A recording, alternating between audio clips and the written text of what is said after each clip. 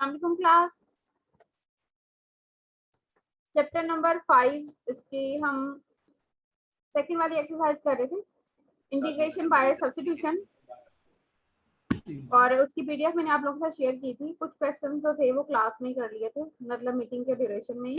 उसके बाद जो कुछ क्वेश्चन हैं वो मैंने आप लोगों को शेयर कर दी थी पीडीएफ कि आप लोग खुद से कर लें। आपने कर ली, अगर नहीं हुई तो मेरे से बता दें, जो से क्वेश्चन नहीं हुए मैं आप लोगों को करवा देती हूँ।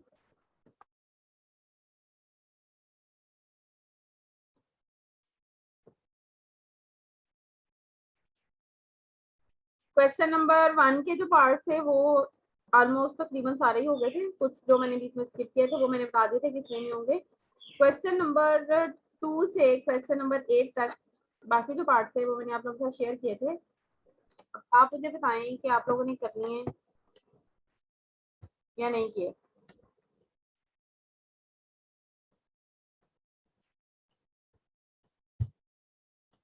क्लास आप मुझे बताएंगे तो मुझे पता चलेगा क्वेश्चन किए हैं या फिर मैं आगे एक्सरसाइज 5.3 स्टार्ट करवा देती हूँ।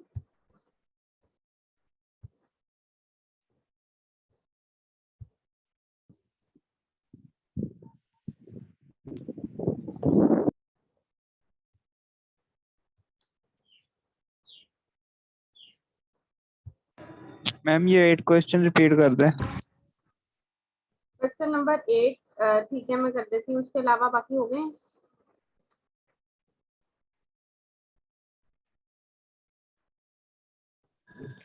जी मैम बाकी ऑलमोस्ट हो गए। चलिए ठीक है, मैं क्वेश्चन नंबर 8 को रिपीट कर देती हूँ।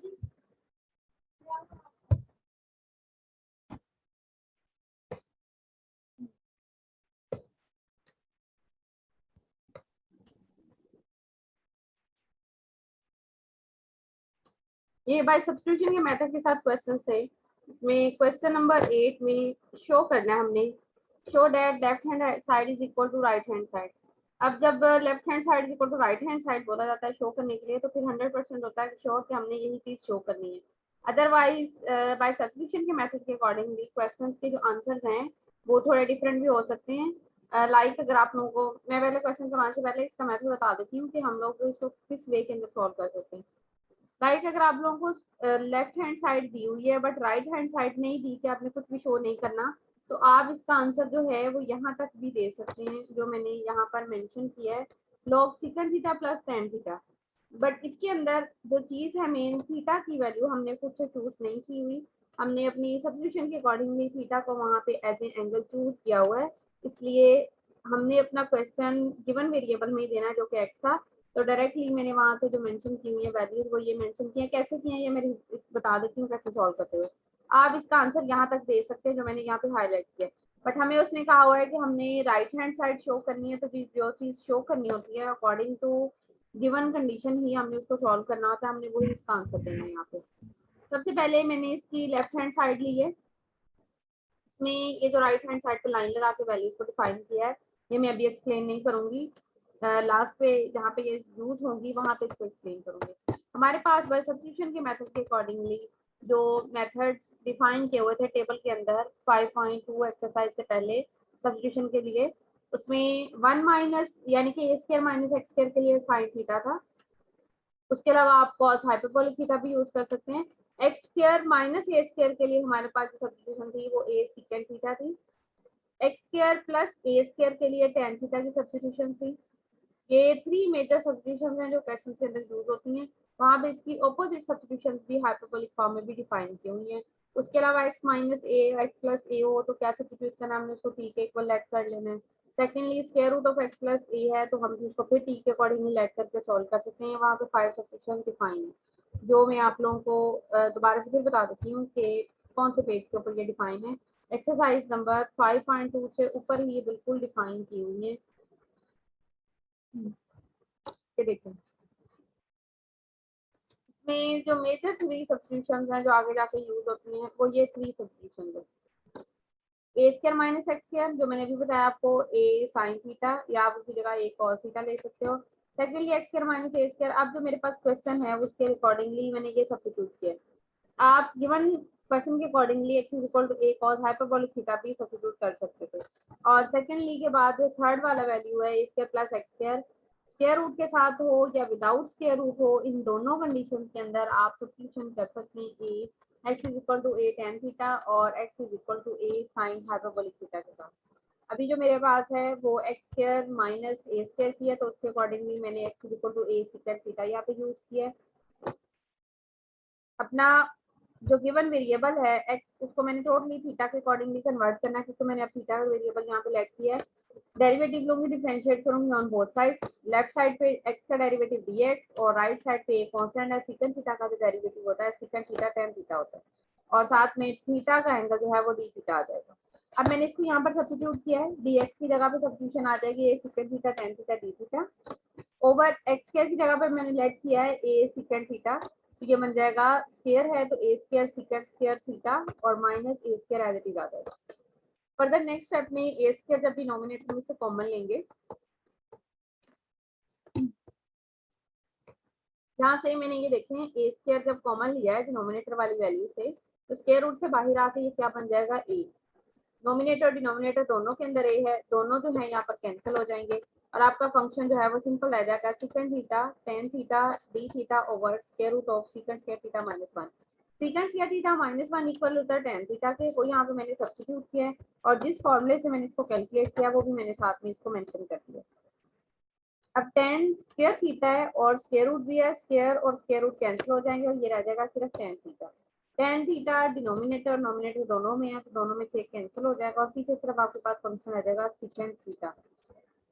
और सेकंड थीटा की जो इंटीग्रेशन होती है वो लोग second theta plus tan theta होती है, वो यहाँ पर मैंने सब्स्टिट्यूट की है।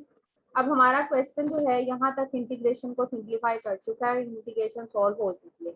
अब जो मेन पर्पस रह गया हमारा, हमने लेट किया था क्वेश्चन को within theta, but question given in the variable x, we will convert theta into x second theta. आप देखें सबसे पहले मैं यहाँ पर सेकंड थीटा की जगह पे वैल्यू सब्स्टिट्यूट करूंगी। ये मेरे पास वैल्यू है x is equal to a second theta जो मैंने लेट की थी, इसी में से हमने वैल्यूज को कैलकुलेट करना होता है। मुझे चाहिए सेकंड थीटा, ये चीज मुझे यहाँ पे रिक्वायर्ड है। जो मैंने राइट साइड पे लाइन लगा के सॉल्व किया था वो मैं अब दोबारा से मेंशन करूंगी। यहाँ पे सेकंड थीटा रिक्वायर्ड है तो a मल्टीप्लाई हो रहा है, दूसरी साइड पे जाके क्या हो जाएगा डिवाइड हो जाएगा और ये बन जाएगा second theta is equal to x over a। और अगर आप नोट करें मैंने सेकंड थीटा की जगह पे यही वैल्यू सब्स्टिट्यूट की है x ओवर a की फॉर्म में। अब सेकेंडली हमने फाइंड करना है tan थीटा। अब tan थीटा कैसे फाइंड करना है, अभी मैंने आप लोगों को ये फॉर्मूला बताया second square theta minus tan square theta is equal to 1 और tan स्क्वायर थीटा किसके इक्वल आएगा सेकंड स्क्वायर थीटा माइनस 1। हमें चाहिए tan थीटा, तो मैं स्क्वायर रूट ले लूंगी और साथ ही मैंने डायरेक्टली एक स्टेप और भी किया, सेकंड स्क्वायर थीटा की वैल्यू पुट किया जो कि मेरे पास है x ओवर a, तो बन जाएगा x square over a square. और स्क्वायर खत्म करने के लिए tan के ऊपर से मैंने यहाँ पे स्क्वायर रूट भी अप्लाई कर दिया साथ ही। अब further in the next step x square minus a square over a बनेगा, बिकॉज कैल्शियम लूंगी और जो डिनोमिनेटर वाली वैल्यू है उसके ऊपर से मैंने स्क्वायर रूट भी यहाँ पे खत्म कर दिया। दो स्टेप्स जो है वो एट ए टाइम ही मैंने यहाँ पे कर दिया। अब tan थीटा की जगह पे वैल्यू आ जाएगी square root of x square minus a square over a and plus c integration constant. हमें जो चीज हमने राइट साइड पे शो करनी है वो ये चीज दी हुई है कि सिर्फ और सिर्फ आपके पास वेरिएबल वाला फंक्शन आएगा, कांस्टेंट कोई भी आएगा तो वो c है। अब जो फर्दर मेरे पास यहाँ पर वैल्यूज आ रही हैं वो ये वे बना है। अभी मजीद इसकी सिम्प्लीफिकेशन हो सकती है। मजीद सिम्प्लीफिकेशन क्या होगी, मैं इसका लूंगी यहाँ पर एलसीएम, तो याद आएगा x plus square root of x square minus a square over a by formula of log of a over b is equal to log of a minus log of b। जो denominator वाली value है वो minus के साथ आती है, तो यहाँ पर मैंने डायरेक्टली मेंशन कर दिया log ऑफ a के साथ माइनस के साइन के साथ, उसको एलसीएम के डायरेक्टली वे में यहाँ पे यूज कर दिया। इन द अदर वे ये मेरे पास minus log of a constant है एंड c इंटीग्रेशन कांस्टेंट है। दोनों कांस्टेंट्स हैं, दोनों को मैंने यहाँ पर कंबाइन करके एक कैपिटल C के साथ बोल्ड वे में यहाँ पे मेंशन कर दिया है कि मेरे पास दोनों कांस्टेंट जो है कंबाइन है और हमारे पास ये वैल्यू जो है वो सेटिस्फाई हो चुकी है। ठीक है,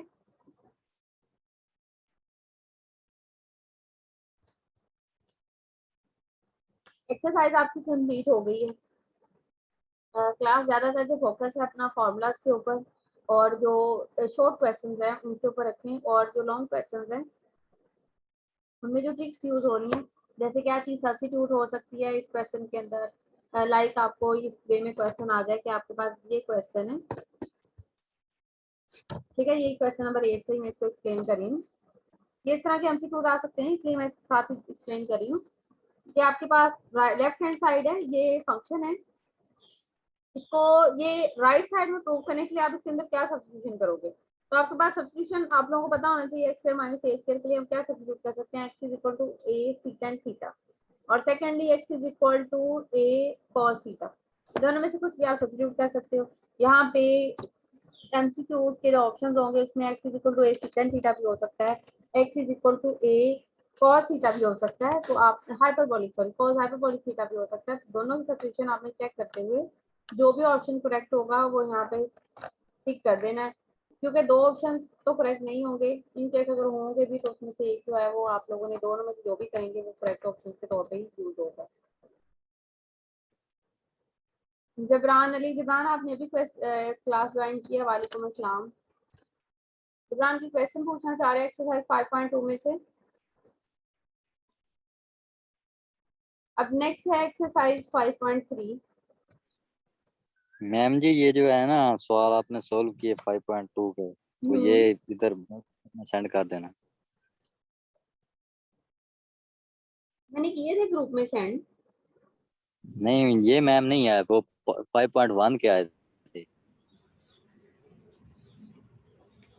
ये मैम ये इंटीग्रेशन बाय पार्ट्स है, ये तो आसान है लेकिन ये लेंथी होती है थोड़ी सी। जी जी बिल्कुल। ये सिर्फ पेपर के पॉइंट ऑफ व्यू से मैं आप लोगों को सारा वर्क करवा रही हूँ, इसमें लेंथी हो जाती है। आप लोगों को ऑब्जेक्टिव पेपर आना है, ऑब्जेक्टिव सही आना है। मैम। ठीक है, यानी कि एमसीक्यूज आएंगे, आप लोगों ने इसको उसी वे में प्रिपेयर करना है। मैं साथ साथ जैसे पहले टॉपिक सब बताती आई हूँ, इसका भी मैं भी बताऊंगी कि आप मैम लोगों जी ने ये इसमें लेंथी सॉल्यूशन फिर ना देना मैम जी, ये जो सब ऑब्जेक्ट में होना है। क्या बोल रहे हैं, दोबारा से बताएं। आवाज नहीं आ रही मैम, आवाज नहीं आ रही आपकी। अभी कौन बोला है जबरान से पहले? मैम जी ये बात मैं ये कर रहा हूँ कि अगर ये जो आपने क्वेश्चन देने हैं उधर ऑब्जेक्ट में एमसीक्यूज, तो फिर वहाँ लेंथी जो है सॉल्वेशन वो ना हो, फिर वो तो टाइम लेगी फिर। नहीं लेंथी नहीं, देखें आप लोगों को 60 एमसीक्यूज आएंगे, पर एमसीक्यू जो है वो हमारे पास जो टाइम रिक्वायर्ड होता है 1 मिनट आपको दिया जाता है, उसी के अकॉर्डिंगली हमने देना होता है। लेकिन ये नहीं है कि पूरा क्वेश्चन आप लोग माइनर कोर्स के हो, आप लोगों का पेपर उसी हिसाब से बनेगा कि आप लोगों का बिल्कुल बेसिक से क्वेश्चन होंगे, उसी से रिलेटेड आपसे पूछा जाएगा।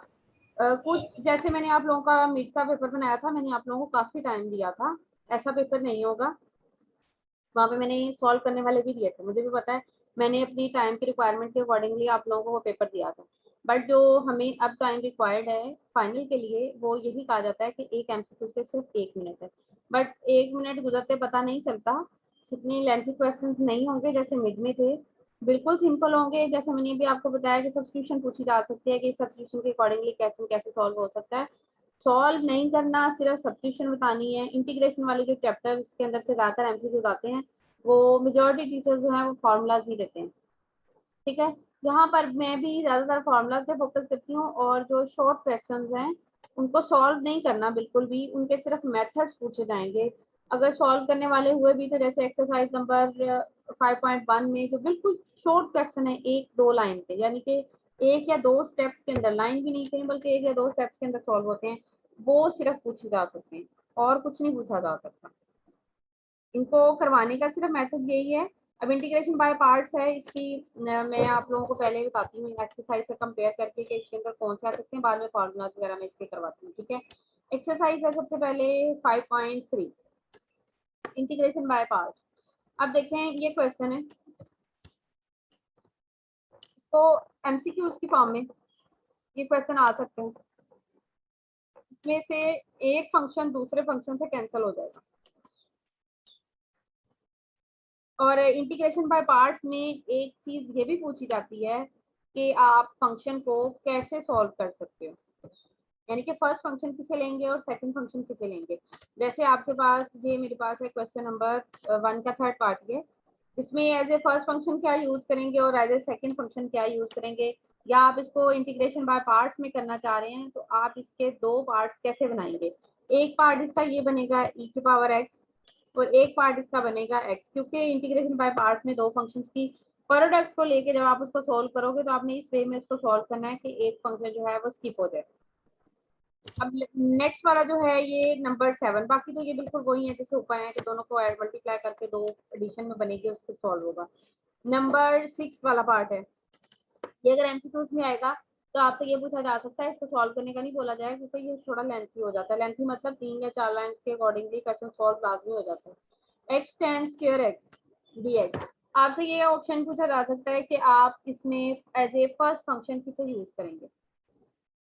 अब मैंने आप लोगों को जब फॉर्मूलाज करवाए इंटीग्रेशन वाले तो मैंने आप लोगों को वहाँ पे बताया था, दोबारा से फिर रिपीट करती हूँ, छोटे छोटे पॉइंट्स हैं मैं जो बार बार रिपीट करती हूँ, ये एमसीक्यूज में आ जाते हैं कि साइन स्क्वायर, कॉस स्क्वायर और टेन स्क्वायर, इनकी इंटीग्रेशन जो है स्क्वायर में बिल्कुल नहीं होती।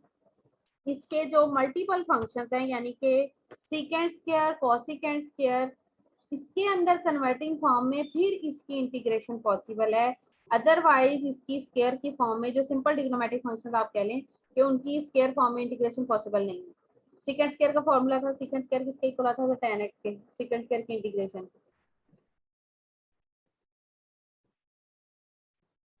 अब इसमें में जब आपसे क्वेश्चन पूछा जाएगा as a by integration by part integration में आप फर्स्ट फंक्शन किसे लोगे, एज ए सेकंड फंक्शन किसे यूज करोगे, तो आप फर्स्ट फंक्शन जो है वो किसको यूज करेंगे, tan स्क्वायर x को, बिकॉज इसकी इंटीग्रेशन नहीं है इसलिए हम इसको as a first function use करेंगे और x को एज ए सेकंड। लेकिन अगर इसको बिल्कुल भी इस वे में नहीं पूछा जाता, अदर वे में पूछा जाता है कि tan स्क्वायर x की इंटीग्रेशन पॉसिबल नहीं है, तो आप इसको क्या करेंगे कि tan स्क्वायर x की इंटीग्रेशन आए तो हम इसके अंदर फॉर्मूला सब्स्टिट्यूट करेंगे सेकंड स्क्वायर x -1। मैंने इसी वे के साथ इसको सॉल्व किया, बिल्कुल सिंपल सिंपल सॉल्व किए ताकि आपको ऑब्जेक्टिव के लिए भी प्रिपरेशन करते हुए थोड़ी सी भी मुश्किल नहीं हो। अब नेक्स्ट जो लॉन्ग क्वेश्चन में आ रहा था क्वेश्चन नंबर 2, जैसे मैंने पहले भी बताया कि sine square, cos square, tan square जितने भी इनवर्स फंक्शन है स्क्वायर वाले उसमें सिर्फ सिंपल फंक्शंस की इंटीग्रेशन नहीं यानी कि साइन, कॉस और tan की, इनवर्स फंक्शन में किसी भी इनवर्स फंक्शन की इंटीग्रेशन नहीं होती। इसलिए पीछे अगर आपने नोट किया एक्सरसाइज 5.1, 5.2 उसके अंदर इनवर्स फंक्शंस की इंटीग्रेशन नहीं थी। इंटीग्रेशन इनवर्स फंक्शंस की बाय पार्ट्स वाले टॉपिक में इसलिए आई है क्योंकि इसके साथ हम वन मेंशन करते हैं और वन को as a second function use करते हुए और इनवर्स फंक्शन को as a first function use करते हुए अब इसको इंटीग्रेट करते हैं ताकि इस फंक्शन का जो हम सेकंड ले रहे होते हैं उसका हमारे पास जो है वो डेरिवेटिव वे यूज होता है, तो आगे वो डेरिवेटिव वे के तौर पे हमारे पास फंक्शन जो है वो इनवर्स फंक्शन का डेरिवेटिव जरूर होता है, उनकी इंटीग्रेशन नहीं होती, इसलिए इसको हम डेरिवेटिव के लिए रख लेते हैं। जो साथ में वन मेंशन करेंगे उसे हम इंटीग्रेशन के लिए रख लेते हैं।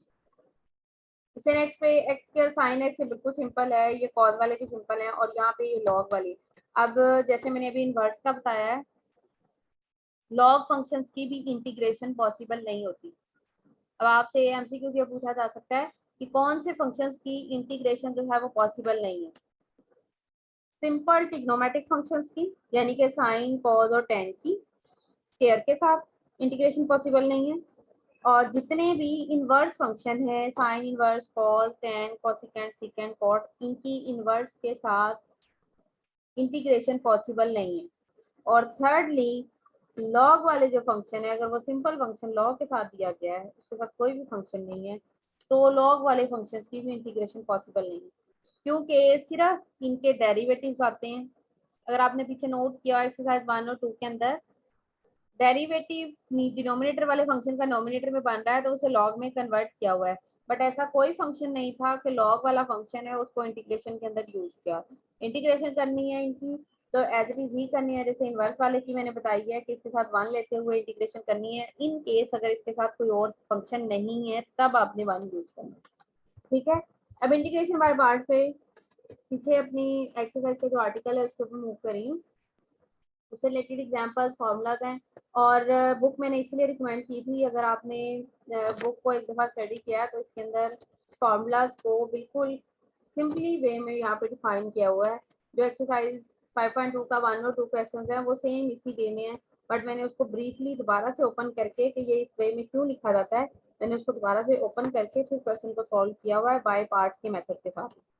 अब यहाँ पे integration by parts, in order to integrate the product of two functions, दो फंक्शन प्रोडक्ट पहले भी हमने सॉल्व किया है, बट यहाँ पर इंटीग्रेशन बाय पार्ट्स के अंदर दो फंक्शन इस वे में होते हैं कि दोनों आपस में मल्टीपल नहीं हो सकते, उनकी या तो उनके साथ ट्रिग्नोमेट्रिक फंक्शन आ रहा है या लॉग फंक्शन आ रहा है ट्रिग्नोमेट्रिक के साथ, या अलजेब्राइक एक्सप्रेशन के साथ आ रहा है। जैसे आप अगर मैं लिख देती हूँ कि मेरे पास एक फंक्शन है x² + 1 और साथ में एक फंक्शन लिख देती हूँ sin x + 1 के साथ, तो एक ट्रिग्नोमेट्रिक फंक्शन है और एक अलजेब्राइक एक्सप्रेशन है, तो दोनों की मल्टीप्लिकेशन पॉसिबल नहीं है।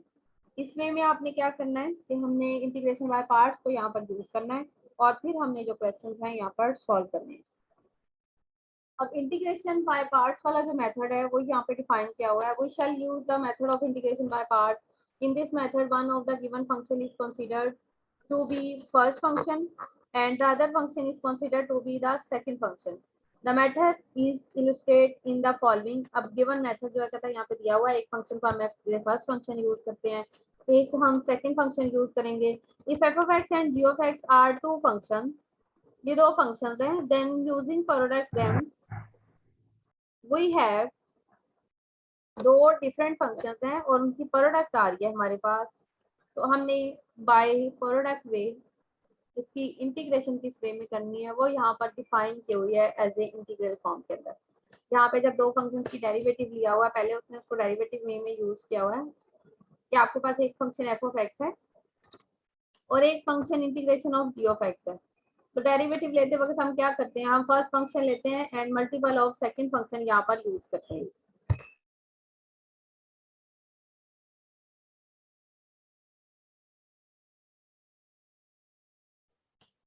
यहाँ पर डेरिवेटिव g of x का भी सेकंड फर्स्ट फंक्शन का डेरिवेटिव है, सेकंड डेरिवेटिव है and plus first function as it is और सेकंड का डेरिवेटिव।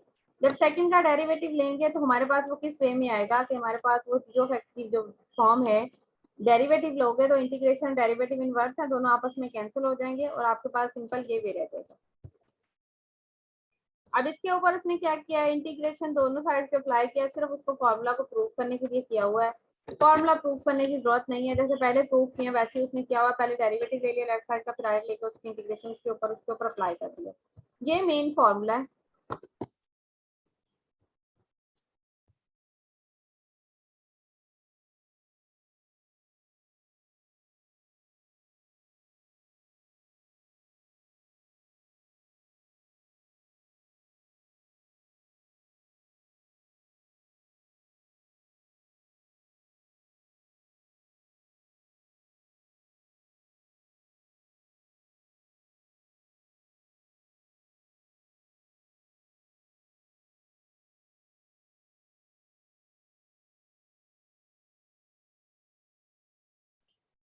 अब यहाँ पे इसकी जो इंटीग्रेशन है फॉर्मूला में एक्सप्लेन कर देती हूँ। f of x g of x दो फंक्शन की इंटीग्रेशन लेनी है, first function as it is, second की इंटीग्रेशन माइनस इंटीग्रेशन ऑफ, ये अब जो फर्स्ट फंक्शन आपने एज इट इज स्किप किया होगा इसका हम यहाँ पर लेंगे डेरिवेटिव और साथ में जो इसकी इंटीग्रेशन की होगी वो यहाँ पे डायरेक्टली ही आप मेंशन कर सकते हो, दोबारा लिख के करना चाह रहे हो नेक्स्ट स्टेप में तो भी कोई इशू नहीं।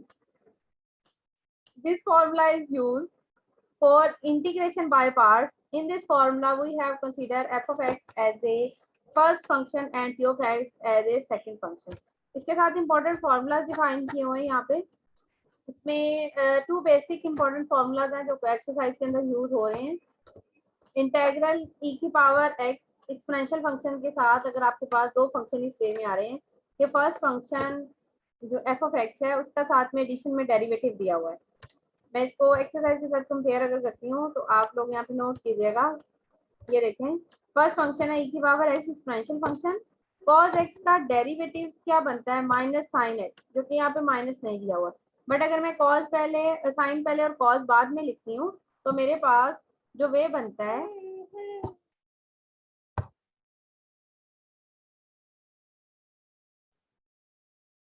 साइन पहले लिख लूं और cos बाद में लिख लूं तो साइन x का डेरिवेटिव cos x आता है।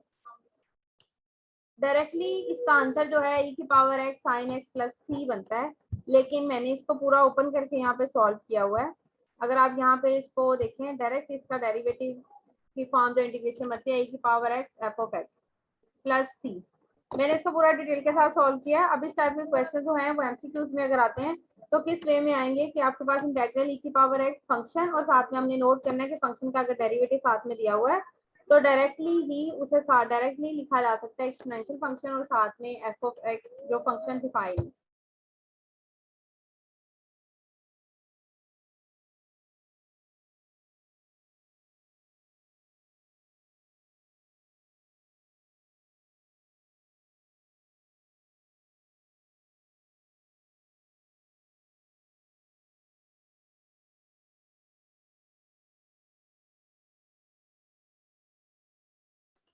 अब सेकंड वाला जो फॉर्मूला है e की power ax a f of x plus f dash of x dx is equal to e की power ax f of x।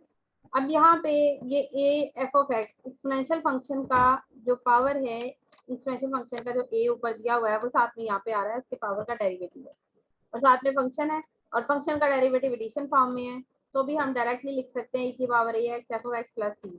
इसका प्रूफ मैंने करा रही क्लास, वो एज ही प्रूफ है, राइट हैंड साइड का डेरिवेटिव लें और फिर इंटीग्रेशन अप्लाई करें, प्रूफ हो जाएगा। यहाँ पर एग्जांपल है, एग्जांपल नंबर 21, इंटीग्रल e की power x plus 2 over x plus 4 और होल स्क्वायर है यहाँ पे। अब इसको कन्वर्ट करना है हमने, ये इम्प्रॉपर फ्रैक्शन है। सबसे पहले तो इम्प्रॉपर फ्रैक्शन क्या थी हमारे पास कि नोमिनेटर डिनोमिनेटर में वेरिएबल की पावर या तो सेम होगी या नोमिनेटर यानी कि ऊपर वाले जो वेरिएबल है उसकी पावर मैक्सिमम होगी बनिस्बत नीचे वाले वेरिएबल से। तो सबसे पहले इसको सिंप्लीफाई करने के लिए कन्वर्ट करना है मैंने ऊपर भी x प्लस 2 को 4 में, ताकि वो कैंसिल होके प्रॉपर में कन्वर्ट हो जाए। 2 ऐड और सब्ट्रैक्ट किया, ऐड वाला 2 4 के बन गया, 2 के साथ कंबाइन होके और -2 एलसीज आ गए। सेपरेट किया x प्लस 4 को और -2 ओवर x प्लस 4 को, सेपरेट होके मेरे पास वो कैंसिल हो जाएगा और ये भी रह जाएगा। इसको आगे फर्दर मजीद 2 पार्ट्स के अंदर उसने कन्वर्ट किया है। अब इस क्वेश्चन को इस वे में करने की कोई जरूरत नहीं थी। तो अगर सिंपल करते e की पावर x के साथ 1 को मल्टीप्लाई करते और e की पावर x को इसके साथ मल्टीप्लाई करते, तब भी इसकी सिंपल बाय पार्ट्स वाली इंटीग्रेशन होनी थी। ये सारा प्रोसेस करने की जरूरत नहीं थी। ये सिर्फ ऊपर जो उसने फॉर्मूला डिफाइन किए हुए हैं कि डेरिवेटिव साथ में बन रहा है, तो सिर्फ हम उस वे में किस तरह इसको यूज कर सकते हैं सिर्फ उसमें किया है। इसका अगर आप नोट करें, इसका जो डेरिवेटिव बनता है, फर्स्ट फंक्शन 1 का derivative 0 -4 over x plus 4, 4 constant है, x प्लस 4 को अगर आप ऊपर ले जाएंगे इसकी पावर माइनस होगी, डेरिवेटिव लेंगे पावर में से एक और डिक्रीज होगा तो माइनस और -1 -2 हो जाएगा और x का डेरिवेटिव 1 4 का 0 हो जाएगा।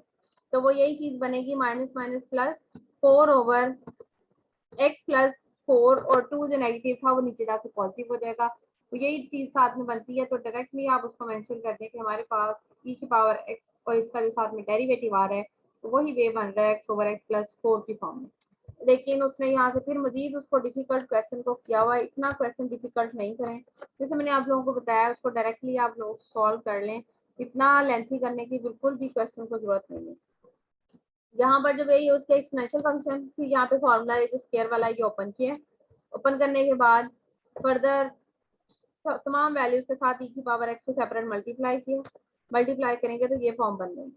अब e की पावर x ये एज इट इज आ जाएगा क्योंकि एक्सपोनेंशियल फंक्शन का डेरिवेटिव है, ये एज इट इज आ जाएगा। 4 कांस्टेंट है, ये भी एज इट इज आ जाएगा। e की पावर x ये फिलहाल ऐसे ही आएगा और साथ में इसका डेरिवेटिव ये बन गया जो मैंने ऊपर ही बताया कि वही कंप्लीट हो जाता है। डेरिवेटिव बन रहा है तो डायरेक्टली उसको मेंशन किया जा सकता है और फर्दर नेक्स्ट स्टेप के अंदर सिर्फ उसने एलसीएम लिया, एलसीएम लेके सिंपलीफाई किया और आपके पास क्या आंसर आ जाता है। और नेक्स्ट एग्जांपल है example number 22, evaluate integral x square log of x।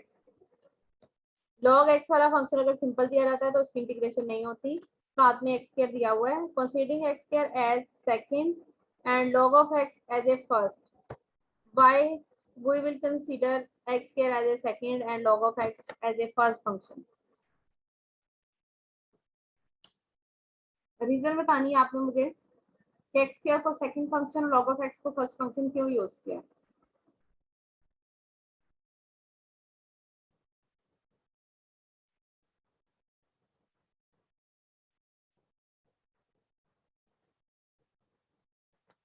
Class reason बताएं।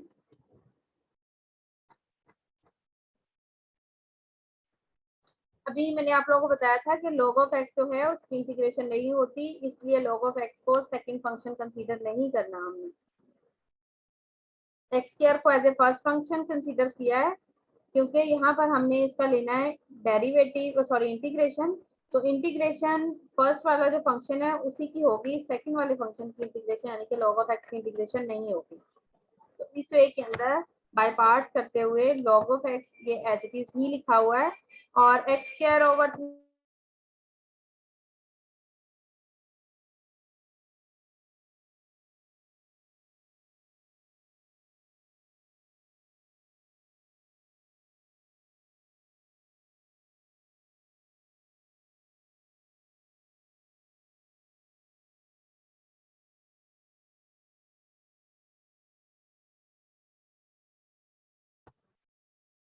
इसमें log of x as a function simple ही रहने देंगे, इंटीग्रेशन करेंगे x स्क्वायर की तो बनेगी x की पावर 3 ओवर 3, पावर में ऐड हो जाएगा, डिनोमिनेटर में पावर में ऐड करके लिखेंगे। साथ में आ जाएगा log of x as it is minus, next में अब इंटीग्रेशन होगी, ये इंटीग्रेशन जिस फंक्शन की कर ली है वो एज इट इज आ जाएगा और जो हमारा फर्स्ट सेकंड फंक्शन की फॉर्म में हमने यहाँ पे छोड़ दिया था, जो कि हमने क्वेश्चन के अंदर as a first function consider किया था, यहाँ पर वो सेकंड वे में उसने मेंशन किया। आप इसको फर्स्ट वाली पहले वाली वैल्यू के साथ भी लिख सकते हो। log ऑफ x का डेरिवेटिव आएगा 1 ओवर x। अब सिंपल इसकी सिंप्लीफिकेशन होगी, x जो है वो ऊपर वाले x स्क्वायर के क्यूब के साथ कैंसिल हो गए, एक यहाँ पे रह जाएगा x स्क्वायर। अब x स्क्वायर की इंटीग्रेशन होगी फर्दर नेक्स्ट स्टेप के अंदर वो x3 ओवर 3, क्योंकि वो सिंपल एक ही फंक्शन रह गया, उसके साथ और कोई फंक्शन नहीं आ रहा। पावर में ऊपर भी हमने इंक्रीज किया, नॉमिनेटर में पावर में इंक्रीज करके मेंशन किया एंड साथ में plus c integration constant. Answer बेशक यहीं तक रहने दें, मजीद सिंप्लीफिकेशन करना चाह रहे हैं तो बेशक आप इसकी मजीद सिंप्लीफिकेशन भी कर सकते हैं, जो कि हमारे पास आ रही है आगे। इसको सिर्फ उसने एलसीएम ही लिया और इसके अंदर कोई सिंप्लीफिकेशन पॉसिबल नहीं है। On the next example, example number 23, evaluate e की पावर x cos x। इसमें e की पावर x और cos x, अगर आप यहाँ पे नोट करें दोनों फंक्शंस ऐसे हैं जो दोनों ही खत्म नहीं होते। आप इसमें से किसी का भी डेरिवेटिव ले लें, किसी की भी इंटीग्रेशन ले लें, दोनों फंक्शंस में से कोई एक फंक्शन भी जो है वो स्किप नहीं होगा। जैसे ऊपर हमने अभी क्वेश्चन किया उसके अंदर क्या हुआ, हमारे पास log वाला फंक्शन जो है वो एंड हो गया और वो सिंपल एक अलजेब्राइक एक्सप्रेशन की फॉर्म में रह गया जिसे हमने सॉल्व किया और आंसर आ गया। यहाँ पर आप 1 बाय 1 इंटीग्रेशन अगर करते जाएंगे तो कोई भी इफेक्ट नहीं पड़ेगा। साइन का कॉज, कॉज की sine, exponential function as it is आता जाएगा, डेरिवेटिव ले लें, इंटीग्रेशन ले लें, कोई भी उसके ऊपर इफेक्ट नहीं पड़ेगा। इस टाइप के जो फंक्शंस होते हैं उसको आपने सॉल्व करने के लिए उसको किसी भी वैल्यू यानी कि कांस्टेंट के अकॉर्डिंग फंक्शन को लेट कर लें, वेरिएबल के अकॉर्डिंग कर लें, चाहे बेशक आप यहाँ पे y ले लें, यहाँ पे i लिया हुआ है। Consider cos x and ex as a first and second function. इसमें कंसीडर करने की भी जरूरत नहीं रहती, आप पे डिपेंड करता है, आप जिस मर्जी फंक्शन को फर्स्ट ले लो, जिस मर्जी को सेकंड ले लो, क्योंकि दोनों में से कोई भी खत्म नहीं होगा। यहाँ पे उसने जो यूज किया हुआ है e की पावर x को एज ए सेकंड कंसीडर किया हुआ है और ये cos x जो है first function, first function as it is आ जाएगा। इसकी इंटीग्रेशन करेंगे e की पावर x ही आएगी। अब इंटीग्रेशन वाला फंक्शन e की पावर x यहाँ पे मेंशन किया और derivative of cos of x, cos का डेरिवेटिव आता है माइनस साइन x, तो माइनस पाई रहेगा और ये बन जाएगा माइनस माइनस प्लस। और अब देखिए अगर आप तो ये इंटीग्रेशन अब फिर यहीं पे रिमेन वहीं पे स्टिल वैसे की वैसे ही है। इसके लिए क्या करेंगे, दोबारा से वही प्रोसीजर अप्लाई करेंगे। साइन एक्स को as a first, exponential function को एज ए सेकंड कंसीडर करते हुए इसकी इंटीग्रेशन करोगे। अब उसने इसको लेट कर लिया, इसकी इंटीग्रेशन किया तो हमारे पास ये आई है वैल्यू। इसके अंदर अगर आप नोट करें दोबारा से वही क्वेश्चन जो है हमारे पास ऊपर दिया हुआ था वही यहाँ पे रिपीट हो गया, e की power x cos x। Note करें तो यही चीज रिपीट हो रही है, इसलिए ऊपर उसको i का नेम दिया है। अब ये वाली वैल्यू जो यहाँ पर ये इस वे में आ रही है, इसको i ही हमने नेम दिया था, इसको उठा के राइट से लेफ्ट पे ले आए तो ये बन जाएगा i प्लस आई, जो कि 2i बनेगा और जो इसका 2 है वो नेक्स्ट स्टेप के अंदर 2 जो है यहाँ पर डिवाइड हो जाएगा और ये आपके पास आंसर आ जाएगा। ठीक है, i is equal to e की power x cos x plus sin x। Next example, example number 23, वो भी सेम एज इट इज है, वो यहाँ पे मैं रिपीट नहीं करी। इसमें भी दोनों फंक्शन इस वे में एक्सपोनेंशियल फंक्शन और ट्रिग्नोमेट्रिक फंक्शन दोनों एंड नहीं होते, दोनों की ही इंटीग्रेशन चलती जाती है जितनी मर्जी वैल्यूज तक ले लें। तो इसको भी उसी वे में कंसीडर करते हुए सॉल्व करें, आई लें साथ में, आई लेके उसकी वैल्यूज को सिंप्लीफाई करें और फिर फर्दर राइट साइड पे भी वही वैल्यू बन जाएगी जो हमारे पास लेफ्ट साइड पे हमने आई के अकॉर्डिंगली लेट की है। इससे नेक्स्ट क्वेश्चन है, एग्जांपल है, सॉरी एग्जांपल नंबर 25, ये एमसीक्यूज में आ सकती है कि वैल्यूएट करें integral log of x dx को। तो इसके ऑप्शंस में आपने सबसे पहले नोट करना है कि यहाँ पर अगर तो आंसर्स नहीं दिए हुए, यानी कि इस वे में कोई भी आंसर नहीं दिया हुआ, तो उसके साथ में ये भी लिखा होगा फिर उसकी जगह पे कि integration of log of x dx जो है वो without taking any function is not possible. कोई और फंक्शन साथ में लिए बगैर इंटीग्रेशन जो है वो पॉसिबल नहीं है। ठीक है, इस वे में इंटीग्रेशन एग्जिस्ट नहीं करती जब तक हम इसको बाय पार्ट्स वे में सॉल्व नहीं करते। इसको अगर आप सॉल्यूशन देखें तो ये वन लाइन का सॉल्यूशन है, इसमें साथ में वन लिया है। मैंने पहले भी बताया कि जिस फंक्शन जो कि इनवर्स फंक्शन है, लॉग फंक्शन है, इनकी इंटीग्रेशन सिंपलीफाई में पॉसिबल नहीं है। इसके साथ अगर फंक्शन दिया हुआ है तो हम उसी वे में करेंगे, अदरवाइज हम यहाँ पे लेंगे वन चूज किया है, वन को एज ए फर्स्ट फंक्शन लेंगे, log of x as it is, derivative sorry as a second function लेंगे वन को, first function log of x as it is, one की इंटीग्रेशन क्या आ जाएगी यहाँ पर x, on the next step x जो कि वन की इंटीग्रेशन थी वो as it is, derivative of log of x का डेरिवेटिव क्या आएगा 1/x, x से कैंसिल हो जाएगा, ये log ऑफ x आपके पास ये वाला फंक्शन एज इट इज आ जाएगा, यहाँ पे वन की इंटीग्रेशन रह जाएगी जो कि वन की इंटीग्रेशन आती है x और साथ में प्लस इंटीग्रेशन कांस्टेंट। ठीक है, अब नेक्स्ट वाली जो एग्जांपल है 26, उसको मैं यहाँ पे सॉल्व नहीं कर रही बट उसका हिंट जरूर दूंगी क्योंकि उसके ऊपर पावर आ गई। अब पावर आ जाए या वैल्यू इंक्रीज हो जाए डिक्रीज हो जाए कोई इफेक्ट नहीं पड़ता, लेकिन फंक्शन जो है वो log ऑफ x ही है। के लिए भी साथ में वन यूज करेंगे, वन लेते हुए वन को as a second function consider करेंगे, log ऑफ x के ऊपर फर्स्ट फंक्शन जो है यहाँ पे ऐसे जाएगा, सेकंड क्या आ जाएगी इंटीग्रेशन, और फिर minus integral x to log of x 1/x dx, यानी कि डेरिवेटिव लेंगे log 2x की पावर 2 का, इंटीग्रेशन सिंपलीफाई नहीं होगी, सिर्फ x से कैंसिल हो जाएगा। अब देखें ये बन गया log ऑफ x, ऊपर वाला फंक्शन ही बन गया। तो दोबारा से वही प्रोसेस अप्लाई कर लें जो यहाँ पर मैंने ऊपर उसको सॉल्व किया था। एग्जाम्पल नंबर 27 और 29 दोनों ऑलमोस्ट सेम है। 20 जो 8 वाली एग्जांपल है वो ऊपर एग्जांपल जो की है उसी से रिलेटेड है। यहाँ पर जो 27 और 29 एग्जांपल है उसमें आपने इस वे में सॉल्व करना है कि x की पावर 3 जो है उसकी वैल्यू डिक्रीज होती जाए और एक्सपोनेंशियल फंक्शन जो है वो एज इट इज वे में ही यहाँ पर यूज होता जाएगा क्योंकि एक्सपोनेंशियल फंक्शन जो है वो एंड नहीं होता। मैं अब आपके साथ पीडीएफ शेयर करती हूँ क्लास, आप लोग इसको कीजिएगा, अगर नहीं होगा तो फिर कल करेंगे कहीं से कंटिन्यू। एक्सरसाइज में क्वेश्चन मैंने सॉल्व किया, जो नहीं सॉल्व किया वो सेम एज इट इज ही है जैसे कि मैंने उससे प्रीवियस वाले क्वेश्चन सॉल्व किए होंगे।